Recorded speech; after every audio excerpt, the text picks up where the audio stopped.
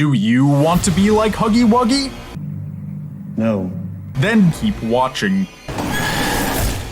Huggy Wuggy is the first monster toy we encounter in the Playtime Co. toy factory. He's plastered on the wall behind the front desk. He's depicted wearing a hard hat. He's iconic. The fact he's our introduction to the Poppy Playtime cast of characters implies he's of special importance. When we first meet him standing motionless in the exhibition hall, he holds a key in his right hand. Obviously, this is just a key to turn the power back on, but metaphorically, within the mind of this sharp-toothed, dull-eyed, wobbly-limbed creature lies a truth so reality-shattering that to acknowledge it is akin to staring into the sun while 100,000 hydrogen bombs explode inside your testiculars. Let's unpack the raw dog reality behind this character. What truth lies down the fuzzy throat of YouTube celebrity Huggy Wuggy that kind of looks like Arlo? Well, if you're deeply dissatisfied with the status quo, if you're skeptical that the future could ever be bright, then let me hug you as I whisper hot knowledge into the side of your face. It's all gonna be okay. As long as you turn off the lights, grow an extra row of teeth, then file them down to the diameter of needles, and prepare yourself for the story of a dead-eyed creature who wants your acceptance and your entrails. For the tragic tale of the Cookie Monster, Gumby, and an insecure kindergartner combined into one genetic monstrosity. This is the story of Huggy Wuggy, the story you never knew.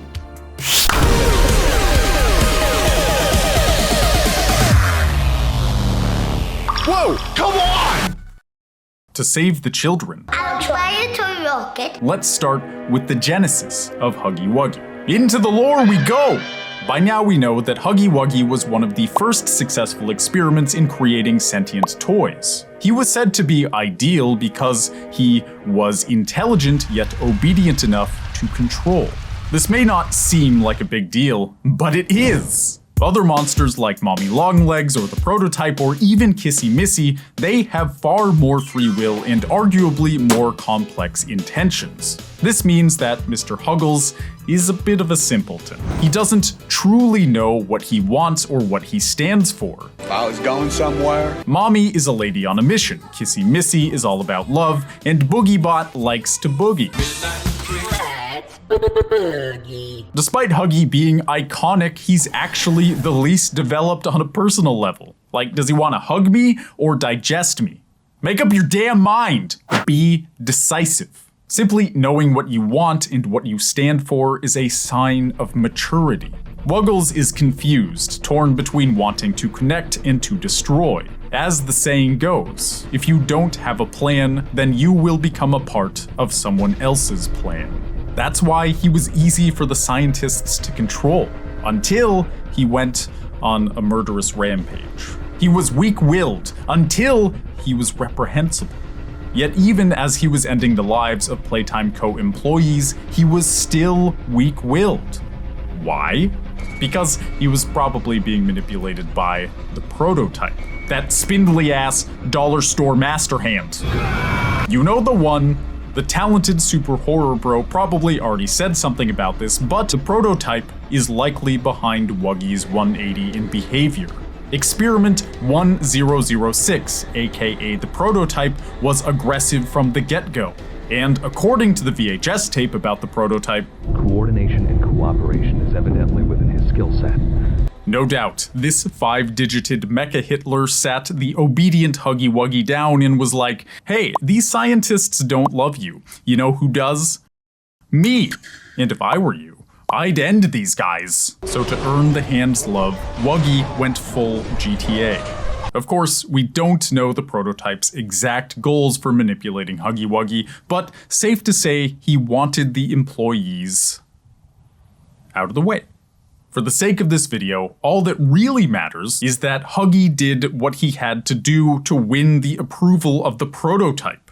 Sad, but things do get better for Huggy. Recall that we first meet our obsessive embracer in the exhibition hall. He's holding the key to the power generator, which implies he wanted someone to find it. Figure if he didn't want the power turned back on, then he would have hid the key somewhere or ate it. It's not like Huggy Wuggy has a digestive system to poop it out. And if he wanted us dead immediately, then he would have jump scared us before we knew he could move. Huggy wanted us to take the key. He wanted us to turn the power back on so that we could enter the factory. Perhaps this is all part of the prototype's plan. Too weak on its own, the prototype needed a protagonist of sorts to shake things up in the factory and destroy the toy monsters so that it could scoop them up and add their parts to its body.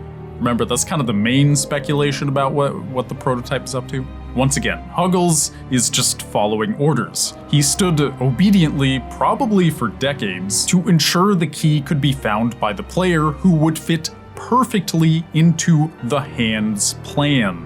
The hand plan! The hand plan! The plan to build itself a Megazord consisting of every toy in the Playtime Co. factory. But that's not what we're focusing on right now. I said things get better for Huggy. Yet, here he is, still following orders and standing around for like 30 years holding a key. If that's not grunt work, I don't know what is. Seems pretty boring and not fulfilling on a personal level. When does it get better, Grants? I'm getting to that, jeez. Once we reactivate the power, Huggy is gone, implying he's stalking us, which is exactly what he's doing.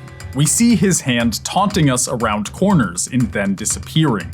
Huggy is playing a game with us. For the first time, perhaps ever, Wuggy is having fun. He is no mere follower. He is acting on his own free will, acting on his own desire to bond and to play like the fun-loving toy he was supposed to be. Of course, his game is steeped in darkness. When he wins, we die, only to be reincarnated to play again. This brief time when Huggy stalks us in Chapter 1 is arguably the best time of his life. The only time when he had something resembling a friend. Someone to play with. Someone to be with who didn't simply want something from him. This is the tragedy of Huggy Wuggy. He was created to be a loving friend, but those around him only saw him as a pawn, be they scientists or the prototype. Even Huggy's idealized version, the cartoon, is a little dark when you think about it. Your friend Huggy, Huggy Wuggy, will squeeze you until you pop. He hugs you and loves you, but has anyone asked if he loves himself? No. He was created to make others feel good about themselves, but is otherwise devoid of individual purpose. Now he's destined to live in darkness, stuck in a decrepit factory with traumatized monster toys who are incapable of true love and understanding. Huggy's environment simply did not serve him. Life was stacked against him more than he'll ever know. Had he had respect for himself, Huggy could have bonded with the scientists who gave him life. He could have hugged the children that came through the doors of Playtime Co. and become a symbol of unconditional love. Though not all is as dark as it seems. It is known that Kissy Missy is in a relationship with Huggy Wuggy. I miss my wife, Tails. He has someone that sees him for him. Someone who sees him as more than just a means to an end. Kissy even helps us by pulling a lever that one time, and seemingly she doesn't possess the same homicidal urges that the other toys do. So Kissy's pretty cool, he's got a cool girlfriend. I'm happy for the guy. However, despite his super cool girlfriend, Huggy is unrelentingly enraged. He is a love avoidant. In spite of his programming to be the best friend ever, he is a mediocre lover to Missy. But not in the bedroom. Well, you think those long limbs aren't useful for some things? You could do more with them than just hugging and strangling. Point is, Huggy is a mediocre lover. Emotionally. His intense longing to please others leaves him disconnected and unfulfilled. Though Missy seemingly appreciates everyone, including Huggy, Huggy is unable to feel the empathy that radiates from her. His mind is hollow save for bitterness and corruption. There's a reason we never saw them holding noodly hands. There's a reason they're always separated. Huggy knows he'll always have the love of Missy because of her incredibly kind nature. And so he seeks to please those who will never quite approve of him, like the prototype. He cannot accept the love that is already there, and so he avoids it to play cruel games and to be a pawn in a plan that's meant to end in his death. Indeed, as his stalking progresses, the game reaches its climax. The vent chase! Run! Run! He thinks we're his friend, but he doesn't know what it means, so he's gonna kill us! On accident. But oh, the tragedy goes deeper still. Written in the cobwebby vent is a bit of angsty poetry. This isn't my body. Presumably written by Huggy. Even he knows that his body barely belongs to him. He is blindly acting according to the prototype scheme. The ham's plan. Though Huggy chases us by choice, in part to have fun and in part to fulfill his murderous tendencies, he feels that his life is a sham. Even his own body belongs to someone else. But does it have to be that way, sweet, misunderstood Huggles? Do you have to avoid the love given to you to please the ones who will never truly accept you? Of course you don't have to, but that's easier said than done.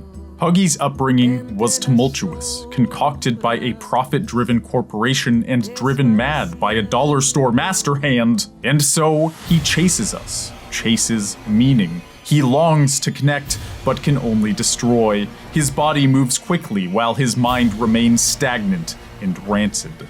Because he could not appreciate himself, he could not appreciate Kissy Missy's love for him. That's why he was destined to meet a tragic karmic end. We exit the vent, grab the crate, and watch him fall, splattering against every object on the way down, as though the universe said, it had to be this way. That's the allegory of hugs that meant nothing because they came from a man who never loved himself. He was a love avoidant who only aimed to please, and now his body will serve an even darker purpose. Do you live for yourself? Or do you only live for people who look right through you? That's the story of Huggy Wuggy.